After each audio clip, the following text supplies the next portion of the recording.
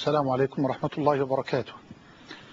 إن الحمد لله نحمده ونستعينه ونستغفره ونعوذ بالله تعالى من شرور أنفسنا وسيئات أعمالنا، من يهده الله فلا مضل له ومن يضلل فلا هادي له، وأشهد أن لا إله إلا الله وحده لا شريك له، وأشهد أن سيدنا محمدا عبده ورسوله وصفيه من خلقه وخليله، أدى الأمانة وبلغ الرسالة ونصح للأمة فكشف الله به الغمة، وعبد ربه حتى لبى داعيه، وجاهد في سبيل ربه حتى أجاب مناديه، وعاش طوال أيامه ولياليه يمشي على شوك الأسى ويخطو على جمر الكيد والعنت، يلتمس الطريق لهداية الضالين وإرشاد الحائرين، حتى علم الجاهل وقوم المعوج وأمن الخائف وطمأن القلق، ونشر أضواء الحق والخير والتوحيد والإيمان كما تنشر الشمس ضياءها في وضح النهار. فاللهم جزه عنا خير ما جزيت نبيا عن أمته ورسولا عن دعوته ورسالته، وصل اللهم وسلم وزد وبارك عليه وعلى آله وأصحابه وأحبابه وأتباعه، وعلى كل من اهتدى بهديه واستنى بسنته وقتفى أثره إلى يوم الدين. أما بعد، فحياكم الله جميعا أيها الإخوة الفضلاء وأيتها الأخوات الفاضلات، وطبتم وطاب سعيكم وقولكم وممشاكم، وتبوأتم جميعا من الجنة منزلا، وأسأل الله الحليم الكريم جل وعلا الذي جمعنا في هذه الساعة المباركة على طاعته أن يجمعنا في الآخرة مع سيد الدعاة وإمام النبيين في جنته ودار مقامته، إنه ولي ذلك ومولاه. أحبتي في الله، لازلت بفضل الله جل وعلا أتحدث مع حضراتكم في هذا الموضوع الرقراق الجميل في فوائد الذكر، وتوقفت في الحلقة الماضية عند جزئية في غاية الأهمية، ألا وهي علاج ضيق الصدر من القرآن والسنة. قلت بأن من فوائد الذكر أنه بفضل الله تبارك وتعالى يذهب الهم والغم ويملأ القلب فرحا وسرورا، وما أكثر الهموم والأحزان والآلام. ولا يوجد الآن مسلم على وجه الأرض إلا وعنده شيء من هذا، لو لم يفكر إلا في واقع أمته لضاق صدره. ولا حرج ولا عيب أن يضيق الصدر لبعض الكلمات أو المشاهد التي تخلع القلوب الآن على الشاشات. فهذه المشاهد التي نراها في كل نشرات الأخبار لأطفالنا وأولادنا ممن تسفح دماؤهم رخيصة على أيدي اليهود الظالمين على مرأى ومسمع من العالمين، وتمزق أشلاؤهم وهم أطفال، من بينهم أطفال رضع ناموا على أحلامهم وعلى لهيب القاذفات أفاقوا، استيقظوا وهم في فزع ورعب. يرى الطفل أشلاء أخيه أو أشلاء أخته تتناثر أمام عينيه وبين يديه، ويرى الدماء تملأ بقاع البيت، ويرى البيت الذي كان تدب فيه الحركة يراه ساكنا صامتا كصمت القبور. يبحث الطفل المسكين عن أبيه، عن أمه، عن أخيه، عن أخته. شاء ربي وقدر أن يبقى وحيدا.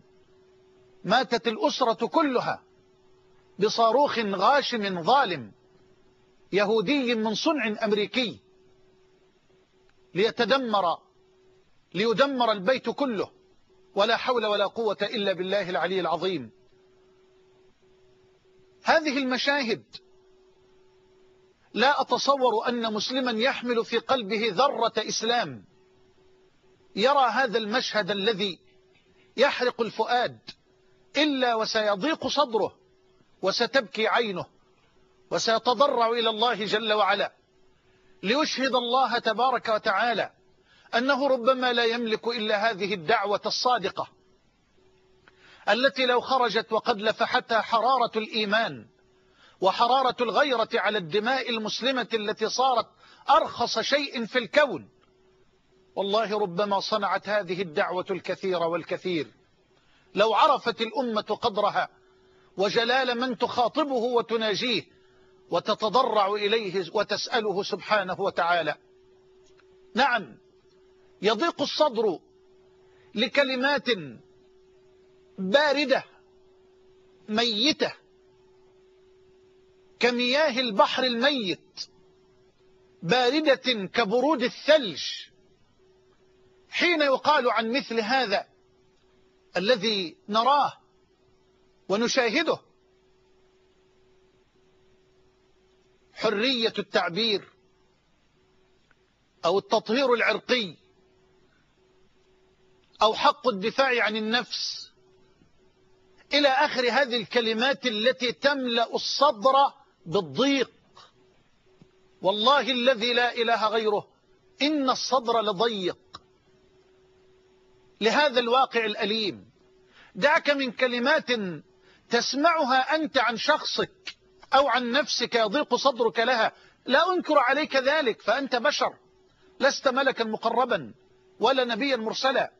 لا أعيب عليك يا أختاه أن يضيق صدرك لكلمات تترامى إلى سمعك من هنا وهناك وهنالك، لا أنكر عليك ولا أنكر عليك، لكنني أتصور أننا أمام هذا الواقع المر الأليم الذي تسفح فيه الدماء وتمزق فيه الأشلاء، أتصور أنه يجب أن نستعلي على آلامنا الشخصية، أتصور أنه يجب أن نستعلي على آلامنا الشخصية لنعيش هذا الألم العام، لنعيش ألم الأمة، لنعيش ألم الأطفال الذين يذبحون ذبح الخراف ويقتلون كما يقتل أي شيء أو أرخص شيء.